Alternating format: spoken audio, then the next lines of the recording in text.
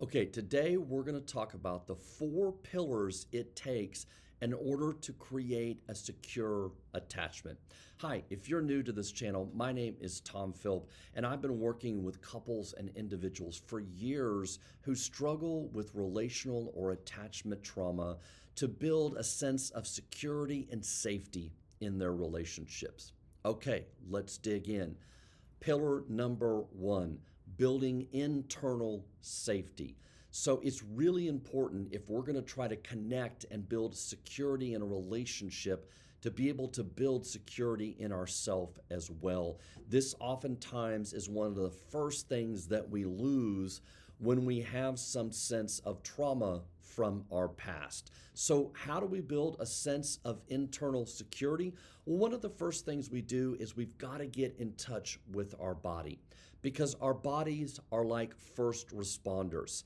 They show up to the scene first to an emergency, and they're the first things in us, if you will, that actually tell us there's trouble ahead. It's like our internal fire alarm, if you will, and it tends to go off whether we want it to or not. And so being able to get in touch and being able to pick up on the cues that our body is sending us and the deeper meanings that those signals hold is really crucial to be able to recognize when we sense that we're in danger, when we sense we might start getting anxious about something, versus what our body feels like when it is safe and relaxed. Believe it or not, it can be difficult for people with past wounds and trauma to be able to feel safe in their body. I know many a times when I've been working with people I've been coaching and I ask, do you feel safe in your body? Immediately they might respond, oh no, never feel safe. I'm always on guard for something that might hurt me. So being able to get in touch with our body and pick up those cues of what safety feels like versus danger is absolutely vital to being able to build internal security.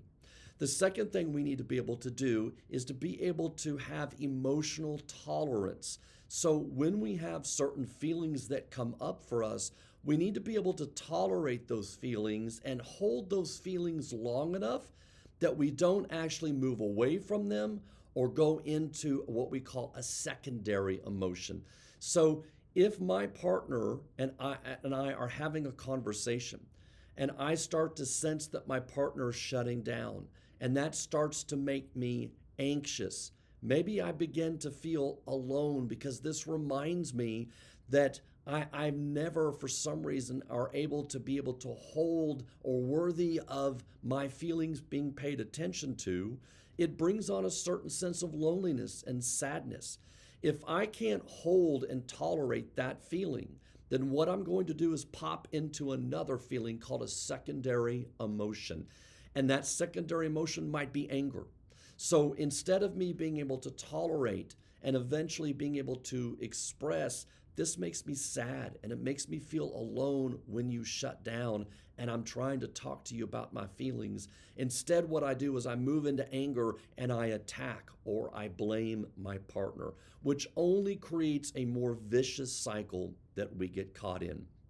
So being able to expand our window of tolerance, being able to notice those body cues, and being able to hold and tolerate uncomfortable feelings long enough to learn from them is a vital key for us being able to build internal safety. The next thing we want to do is we want to be able to challenge those models that we hold about ourselves and others, what we call internal working models, those core beliefs of I don't deserve love, my feelings aren't important to others, I'll never measure up, I'm not worthy, I have to perform in order to get love and the attention that I need.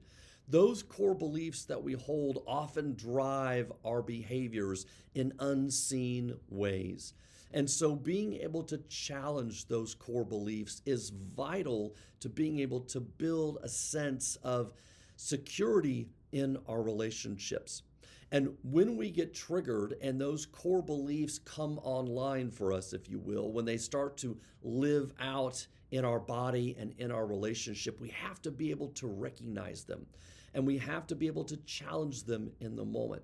And part of the way we do this is we need to be able to talk back to those limiting beliefs. We might do this by saying, right now I can feel that sense of unworthiness coming up. I feel that sense of shame where I just want to shrink myself down because I never feel good enough. I constantly feel rejected by my partner, but I know I am good enough. I know my feelings are worthy of being responded to. And I know that if I can remember people in my life that have done that for me, that brings a sense of worthiness back. I had a grandmother that every time I would go see her, her face would light up and she would have this sparkle in her eyes and she'd hold out her arms and give me the biggest bear hug. And every time I was with my grandmother, I felt loved, I felt cared for, and I felt worthy. Being able to invoke those memories of people in our life that loved us, cared for us, valued us, made us feel important, runs contrary to those core beliefs that we hold sometimes through our trauma. So being able to challenge those negative beliefs about ourselves is the second core pillar in being able to create a sense of security in our relationships as adults. The third thing we want to do is we want to learn what secure behaviors look like. So how can we name our needs and communicate our needs not only to ourselves but to our partner? If we're able to hold those feelings long enough that we can learn what they're teaching us in the moment, then we're also able to invoke the deeper meanings they have for us and what we might have been lacking all along. If I sense my partner is going to shut down and this makes me feel abandoned and it brings on anxiety, and below the anxiety is a sense of aloneness and sadness, if I can name that feeling, if I can hold on to that feeling and I can identify that core belief, then what I can do is I can identify the need that lies underneath that. In this moment, I just need to be reassured that we're going to be okay. In this moment, it's hard for me not to use anger to try to get what I want, but rather to lead with a sense of what I long for. Can you just give me some reassurance in this moment? When you pull away and I sense you're starting to shut down, what I really need from you is just some reassurance that we're going to be okay, that we'll figure this out. I know this is difficult. I know I can come across sometimes as overbearing, or I know sometimes I can shut down and leave you feeling alone. In this moment, can you just give me some reassurance? When we can name our needs, then we have a much greater opportunity to be able to get them from our partner. When we're able to set healthy, appropriate boundaries. Hey, in this moment, I know I'm coming across kind of strong, but can you just try to stay with me here for a moment? Because I really need you to be able to stay engaged in this conversation. Hey, right now, can you give me 5 minutes? Because I'm starting to feel myself overwhelmed, and I just need to sort of take a few minutes to kind of get my head around this. I'm going to step out, and then I'm going to step right back in 5 minutes. I want to hear what you have to say. It's important to me, but I just need a few minutes to get my head around this.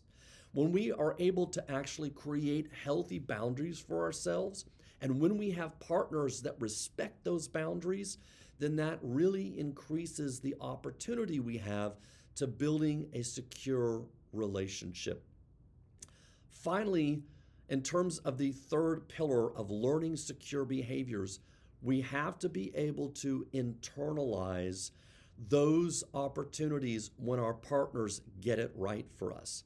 When we see them showing up to meet our needs, when we see them respecting our boundaries, when we see them tolerating our feelings no matter what it might be, staying calm in those moments. when we see them trying, we have to be able to internalize that because we know they're doing it for us. They're trying to meet our needs. When they're able to sort of give us some kind of reassurance in that moment, we've got to be able to take that in. We can't blow it off. We can't set it aside and only focus on the negative. We've got to be able to see that as an opportunity to internalize those behaviors from our partner, because that creates not only a more secure sense of self in us, but it also represents what's happening in the relationship in terms of us as a couple moving to more safety and security. And finally, the fourth pillar is co-regulation. We've got to be able to learn how to reach out and use others as a reliable source of soothing when we need it. This can be especially hard for those who tend to fall more into the avoidant style of attachment. Being able to reach out, being able to let others be there for us is absolutely vital in terms of us learning how to have security and moving towards a sense of security in our relationships. So can we let ourselves be vulnerable enough to ask for what we need?